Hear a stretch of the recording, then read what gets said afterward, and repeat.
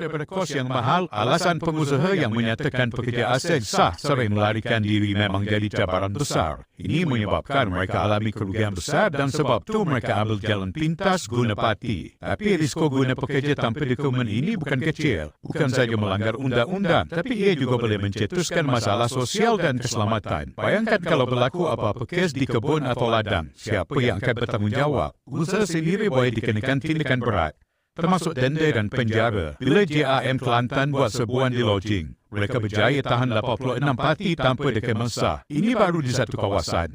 Belum lagi kalau kita tengok di tempat lain yang turut menghadapi masalah sama. Kebergantungan pada pekerja asing tak boleh dijadikan alasan untuk langgar undang-undang. Selain itu, pengusaha juga patut fikir risiko kesihatan. Pekerja yang tiada suntikan atau pemeriksaan kesihatan boleh menyebabkan penyakit kepada masyarakat. Ini bukan isu kecil, sebab kalau tak kawal, boleh jadi ancaman kesihatan awam. Tindakan tegas dari pihak immigration memang diperlukan. Tapi pada masa sama, kita kena fikir solusi jangka panjang. Mungkin insentif perlu diberikan kepada pekerja tempatan supaya lebih berminat bekerja di sektor ini. Kalau perlu ada pelan lebih baik untuk memastikan pekerja asing sah tidak melarikan diri. Masalah ini bukan mudah, tapi dengan kerjasama semua pihak, kita boleh kurangkan kebanjiran parti dan jaga kepentingan negara.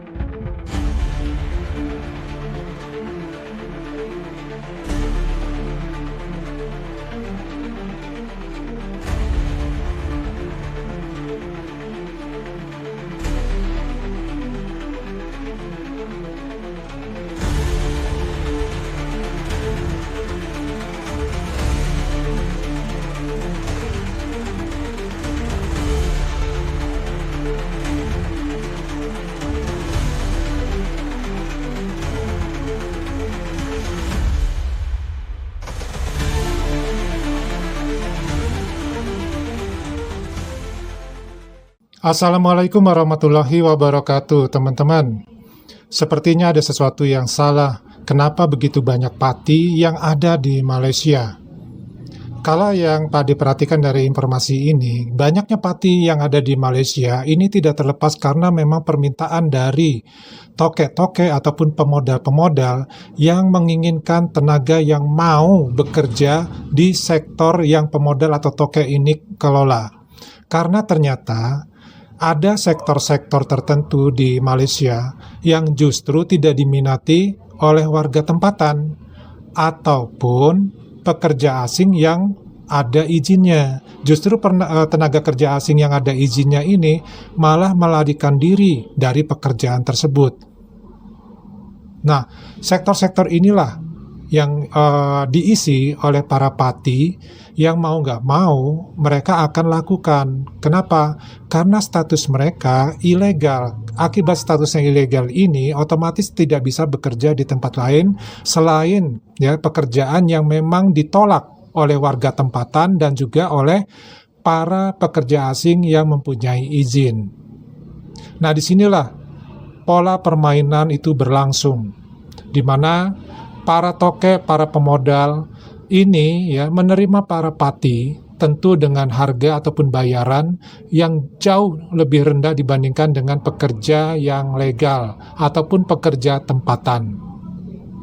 Yang kedua, bisa saja mereka dipermainkan oleh para toke ataupun para pengusaha di Malaysia ini karena jelas mereka secara hukum tidak bisa mengadukan nasibnya ketika mereka mempunyai masalah dengan toke ataupun dengan pengusaha dan pemodal di Malaysia. Nah, dari sisi pati ini jelas mereka membutuhkan pendapatan. Jadi apapun akan mereka lakukan guna bisa mempertahankan hidup di negeri perantauan, dalam hal ini adalah di Malaysia. Nah, lalu bagaimana dengan warga tempatan? Nah, warga tempatan dengan gaji yang ada, yang telah diberikan dan standarisasinya ada, mungkin karena pekerjaannya itu memang tidak mereka sukai, akhirnya mereka tidak mau untuk bekerja di sektor tersebut. Sementara untuk pekerja asing yang memang harusnya bekerja pada sektor tersebut justru melarikan diri karena mungkin tidak betah ya bekerja pada sektor tersebut setelah menjalani beberapa saat.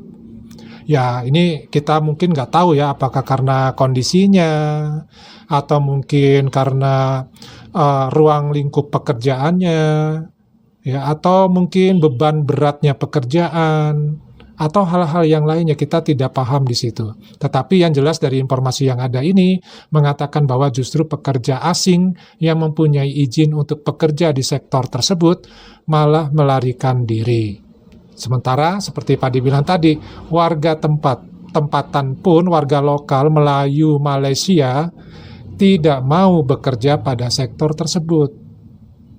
Nah, jadi di sini sebenarnya pati itu sepertinya memang lebih berharga ya bekerja pada sektor tersebut yang ditinggalkan oleh warga tempatan Melayu Malaysia dan juga pendatang asing pekerja yang legal. Ini posisinya ditempati oleh para pati. Nah, kenapa para pati ini begitu banyak di Malaysia? Jangan salahkan patinya, tapi salahkanlah ya agen-agen yang menipu para pati ini. Kemudian juga penguat kuasa yang memberikan kemudahan untuk memasukkan para pati ini dengan kerjasama dengan para agen. Kemudian pengusahanya, pemodalnya, tokeknya yang menerima pekerja-pekerja pati ini ya tentu saja dengan bayarannya murah, dengan kualitas hasil yang memuaskan, karena orang yang pati ini bukan berarti mereka tidak pandai bekerja ya, tidak rajin bekerja, bukan. Hanya mereka ya tidak mempunyai izin aja untuk bekerja, tetapi mempunyai keahlian untuk bekerja. Nah, inilah yang menyebabkan terjadinya melonjaknya para pati yang ada di Malaysia. Bahkan untuk yang sampai sekarang ini masih banyak ya operasi yang dilakukan oleh kerajaan Malaysia untuk mulai menjaring para pati. Tentu ini akan berdampak ya, sangat berdampak terhadap perusahaan-perusahaan, toke-toke ataupun pengusaha dan pemodal yang awalnya mempekerjakan para pati ini. Memang para pati adalah satu hal yang salah ya menurut hukum di kerajaan Malaysia. Apalagi mereka tidak divaksin dulu atau disuntik ya, supaya kalau memang ada penyakit yang dibawa dari negaranya tidak menular di negara Malaysia. Tetapi bukan berarti bahwa para pati ini menjadi biang keladi dari permasalahan di sana. Ya, seharusnya titik permasalahannya yaitu para toke atau pengusaha itu pun harus mendapatkan ganjaran yang setimpal akibat perbuatannya menerima para pati untuk bekerja. Kemudian juga para agen dan penguat kuasa pun harus bertanggung jawab dengan banyaknya pati di Malaysia. Itu pendapat Pak D ya. Nah, gimana nih teman-teman? Videonya cukup dulu ya, kita ketemu lagi di video yang lebih bagus lagi. Wassalamualaikum warahmatullahi wabarakatuh. Salam.